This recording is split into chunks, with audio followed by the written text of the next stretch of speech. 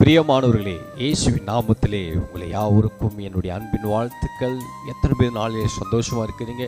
நீங்கள் நல்லா இருப்பீங்க என்று இயேசுவின் நாமத்திலே நம்பி விசுவாசிக்கிறேன். இன்றைக்கும் கர்த்தர் நம்மோடு கூட ஒரு அழகான ஒரு வார்த்தையை நான் உங்களோடு பகிர்ந்து கொள்வதிலே நான் மகிழ்ச்சி அடைகிறேன்.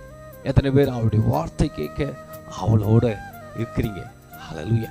இந்த நிகழ்ச்சி பார்க்கிற, இந்த யூடியூப்பில் பார்க்கிற தேவ பிள்ளை, உங்களுக்கு தான் இந்த வார்த்தை கர்த்தர் பேச விரும்புகிறார். ஆமென். இன்றைக்கு ஆண்டவர் நம்மோடு பேசுகிற வார்த்தையின் தலைப்பு, உங்கள் இருதயம் வாழும். ஆமென். அது எப்படி வாழும் என்று 3 காரியங்களை நான் சொல்ல விரும்புகிறேன். முதலாவது, சங்கீதம் 69ஆம் சங்கீதம் 32வது வசனத்திலே, சாந்த குணமுள்ளவர்கள் இதை கண்டு சந்தோஷப்படுவார்கள், தேவனை தேடுகிறவர்களே உங்கள் இதயம் வாழும். ஆமென். ஹல்லேலூயா. நீங்க வாழணும்னா முதலாவது கர்த்தரை தேடணும். ஆமென். அப்பொழுதுதான் உங்கள் இதயம் வாழும். ஏனென்றால் இயேசு கிறிஸ்து உங்கள் இதயக்குள்ளதான் அவர் வாசம் செய்கிறார். ஹல்லேலூயா. இந்த இதயம் எப்படிப்பட்டதா இருக்கிறதா? கேடு உள்ளதா, கசப்பு நிறைந்ததா, பாவம் நிறைந்ததா, இதுக்குள்ளதாங்க இயேசு வாசம் பண்றாரு. அதனால்தான் ஆண்டு சொல்றாரு, நீங்க வாழணும்னா நீங்க இயேசுவை தேடணும். ஹல்லேலூயா. அப்ப அவரை தேடுங்க, உங்கள் இதயம் வாழும். இரண்டாவது, அவரை துதிக்கிறவர்கள் இருதயம் வாழும். சங்கீதம் 22:26 உள்ளவர்கள் புசித்து திருப்தி அடைவார்கள், கர்த்தரை தேடுகிறவர்கள் அவரை துதிப்பார்கள், உங்கள் இதயம் என்றென்றைக்கும் வாழும். ஆமென். அவர் புசித்து என்ன சொல்றார் பாருங்க, புசித்து திருப்தி அடைவார்கள்.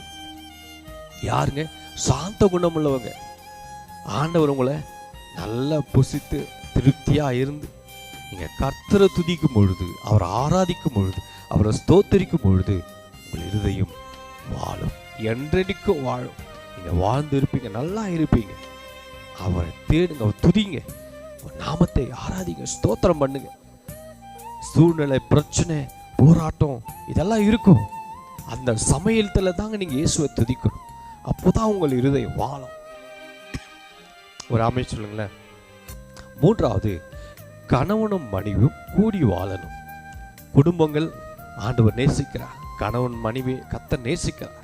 அதனால நீங்க ஒரு மனதோட அவரை வாழணும். நீங்க அதுல ஆண்டவர் பவுல் அழகா சொல்றார். 1 கொரிந்தியர் 7:5 உபவாசத்திற்கு ஜெபத்திற்கும் தடையராதபடிக்கு இருவரும் சில காலம் பிரிந்திருக்க வேண்டும் என்று சம்மதித்தால் இன்றி ஒருவர் விட்டு ஒருவர் பிரியாதிருங்கள், உங்கள் விரத்துவம் இல்லாமல் சாத்தான் உங்களை தூண்டி விடாதபடிக்கு மறுபடியும் கூடி வாழுங்கள். ஆமென். ஒரு ஆண்டவர் சொல்றாரு, உபவாசத்துக்கும் ஜெபத்திற்கும் தடை இராதபடிக்கு சில காலம் நீங்க பிரிந்திருக்க வேண்டும் என்று நீங்க 2 பேர் சம்மதித்தால் மாத்திரம்தான் நீங்க பிரிந்திருந்து நீங்க இருக்கு. ஆனா நீங்க 2 பேர் கூடி இருக்கணும். ஹல்லேலூயா. அதுக்காக நான் அப்படி போறேன், நான் பிரேயருக்கு போறேன், அதை போறேன் விட்டுட்டு அப்படியெல்லாம் போகக்கூடாது.